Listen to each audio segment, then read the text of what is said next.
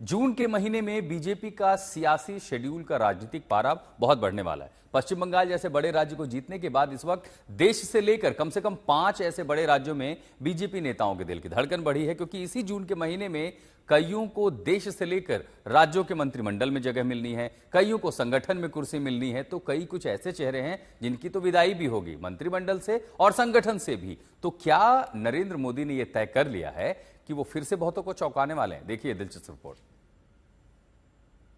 एक समय था जब दक्षिण से लेकर पूर्वोत्तर तक बीजेपी को हाशिए की पार्टी माना जाता था, लेकिन आज भारत का जनमानस बता रहा है, विचार अगर राष्ट्र के लिए हो तो उसकी हुंकार को कोई सीमा रोक नहीं पाती। देश के 22 राज्यों तक मोदी राज में पहली बार बीजेपी खुद अपने दम पर या गठबंधन के साथ विस्तार कर चुकी है, लेकिन अब नरेंद्र मोदी की अगुवाई में बीजेपी ने नए लक्ष्य, नई मोर्चाबंदी, नए चक्रव्यूह को रचना शुरू कर दिया। जहां जून में जब पारा चढ़ने लगा, सियासी पारा उससे भी तेज चढ़ने की तैयारी है। जून के इसी महीने में भविष्य के 7 राज्यों के चुनाव की रणनीति में बीजेपी जुट चुकी है। इसी महीने 26 राज्यसभा सीट का चुनाव है। इसी जून में 5 राज्यों में जल्द मंत्रिमंडल विस्तार बीजेपी शासित राज्यों में होना है। इसी जून में केंद्रीय मंत्रिमंडल में फेरबदल की तस्वीर साफ होनी है। इसी जून में बीजेपी अध्यक्ष नितिन नवीन की नई टीम सामने आनी है। तो जून में ही सबसे ज्यादा सियासी उर्वरक शक्ति वाले उत्तर प्रदेश में चुनाव से पहले प्रदेश बीजेपी में संगठन के पदों का बंटवारा होना है। और जब मोदी 3.0 के 2 साल इसी महीने जून में पूरे हो रहे हैं, तो मोदी राज के 12 साल में देश में बदलाव की बिग पिक्चर जनता के सामने रखी जानी है। ये आपका प्यार मेरे सर आंखों पर। जनता के प्यार की बदौलत ही बंगाल में सरकार बनी, तो जून की पहली तारीख को मंत्रिमंडल विस्तार हो गया। 35 नए मंत्रियों को शपथ दिलाई गई, 13 नेताओं को कैबिनेट मंत्री, 3 को राज्य मंत्री स्वतंत्र प्रभार और 19 को राज्य मंत्री बनाया गया। पश्चिम बंगाल में अब 41 मंत्री हो गए हैं। पश्चिम बंगाल में मंत्रिमंडल के कील और कांटे दुरुस्त करने के बाद इसी हफ्ते आसाम में भी कैबिनेट का विस्तार होगा, जहां बीजेपी लगातार तीसरी बार सरकार में आई है। प्रधानमंत्री नरेंद्र मोदी भविष्य की तैयारियों में जुट गए हैं और इसीलिए उड़ीसा, मध्य प्रदेश, राजस्थान और छत्तीसगढ़ में भी जल्द ही कैबिनेट में नए चेहरे दिखेंगे। जहां सरकारें बने 2 से 3 साल हो गए हैं, लेकिन अभी तक कैबिनेट विस्तार और कैबिनेट में फेरबदल नहीं हुआ। राज्यों में सरकार की टीम मजबूत हो रही है, तो केंद्रीय मंत्रिमंडल का भी विस्तार होना है, जो 15 जून के बाद संभव हो सकता है। तो नितिन नवीन की संगठन की टीम के चेहरों का चुनाव लगभग किया जा चुका है। जल्द ही बीजेपी अध्यक्ष नितिन नवीन की टीम सबके सामने इस महीने होगी, यानी इसी जून में जल्द नितिन नवीन की नई टीम होगी, जिसमें सोशल इंजीनियरिंग का फॉर्मूला मजबूती से दिखेगा। फोकस परफॉर्मेंस पर होगा। कुछ चेहरे संगठन से मंत्रिमंडल में जा सकते हैं और कुछ चेहरे मंत्रिमंडल से संगठन में आ सकते हैं।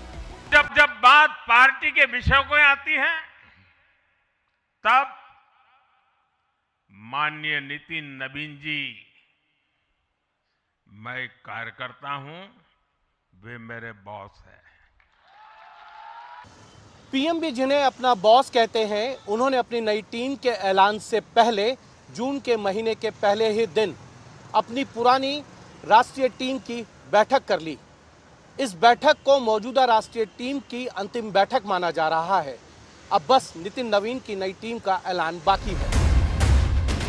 इसी जून महीने में बीजेपी की तैयारी उत्तर प्रदेश को लेकर फाइनल होगी, जहां उत्तर प्रदेश की संगठन की टीम इस हफ्ते बन सकती है।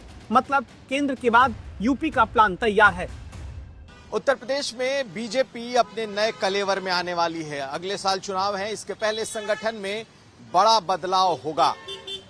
प्रदेश अध्यक्ष पंकज चौधरी और संगठन महामंत्री धर्मपाल सिंह लगातार दिल्ली में जमे हुए हैं। कई मंत्रियों को भी मंथन के लिए बुलाया गया है। माना जा रहा है 40 से 60% संगठन में बदलाव देखने को मिल सकता है।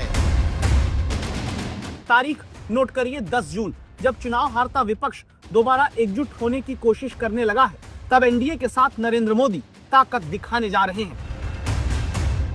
इसी महीने एनडीए उस विपक्ष के सामने अपनी पूरी ताकत दिखाएगा जो लोकसभा चुनाव के बाद बिखरा तो वापस बंगाल और असम हारने के बाद जुड़ना चाहता है।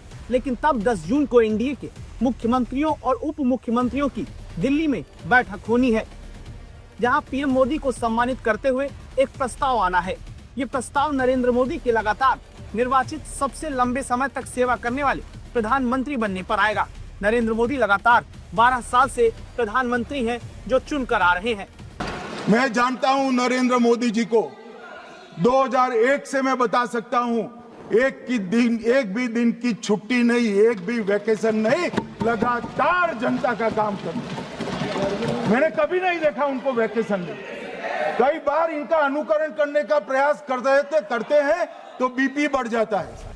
तो इसी जून के महीने में होने वाले राज्यसभा की 22 समेत 2 सीटों पर उपचुनाव यानी कुल 24 सीट पर राज्यसभा का रास्ता निकलना है, जहां पीएम के आवास पर बैठक करके बीजेपी ने इसकी रणनीति बना ली है। तो दूसरी तरफ 5 जून से नरेंद्र मोदी सरकार के 12 साल पूरे होने का अभियान बीजेपी चलाएगी।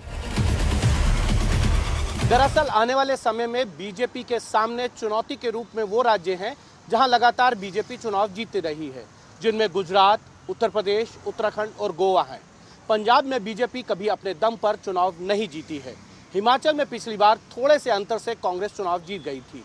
नितिन नवीन अपनी नई टीम में अनुभवी और नए चेहरों के साथ राजनीतिक और सामाजिक समीकरणों को साधते हुए आने वाले विधानसभा चुनाव में अपनी जीत की राह और आसान करना चाहते हैं। कैमरामैन अशोक भनोट के साथ हिमांशु मिश्रा, दिल्ली, आज तक।